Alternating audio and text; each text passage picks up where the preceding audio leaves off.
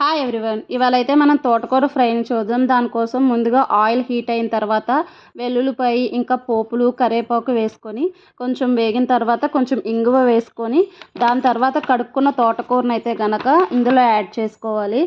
అలాగే ఆకుకూరలన్నీ తొందరగా మగ్గిపోతాయి కాబట్టి ఎక్కువ టైం అయితే పట్టదు. అలాగే ఇందులో కొంచెం పసుపు కొంచెం సాల్ట్ వేసుకొని అయితే మూత పెట్టుకొని మగ్గించుకోవాలి.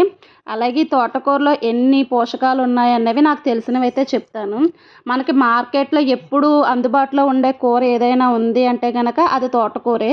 దీన్ని విటమిన్ల గని అని కూడా అంటారు. విటమిన్లు పుష్కలంగా ఏ కూరలో ఉంటాయి అంటున్నా కూడా అది కూడా తోటకూర అని చెప్పుకోవచ్చు. బరువు తగ్గాలనుకునే వాళ్ళు రోజు వాళ్ళు తినే ఫుడ్లో తోటకూరని యాడ్ చేసుకుంటూ ఉంటే ఖచ్చితంగా బరువు తగ్గుతారు. ఇందులో పీచు పదార్థం ఎక్కువగా ఉండటం వల్ల అది జీర్ణశక్తిని పెంచి మనకు పొట్టలో ఉన్న కొవ్వును అయితే కనుక తగ్గిస్తుంది. అలాగే విటమిన్ సి రోగనిరోధక శక్తిని పెంచుతుంది. దీనివల్ల మనం సీజన్ మారేటప్పుడు మనకు చాలా ఉపయోగపడుతూ ఉంటుంది అన్నమాట. అలాగే రక్తహీనతను కూడా తగ్గిస్తుంది. 100 గ్రామ్స్ తోటకూరలో 716 క్యాలరీల శక్తి అయితే కనుక మనకు లభిస్తుంది అన్నమాట. ఇవండి నాకు తెలిసిన తోటకూర వల్ల బెనిఫిట్స్. ఇలాగ లాస్ట్కి వచ్చేటప్పటికి నీరంతా మగ్గిపోయిన తర్వాత తోటకూరని దించుకుంటే అయిపోయినట్టే. Please like share subscribe my videos. Thank you.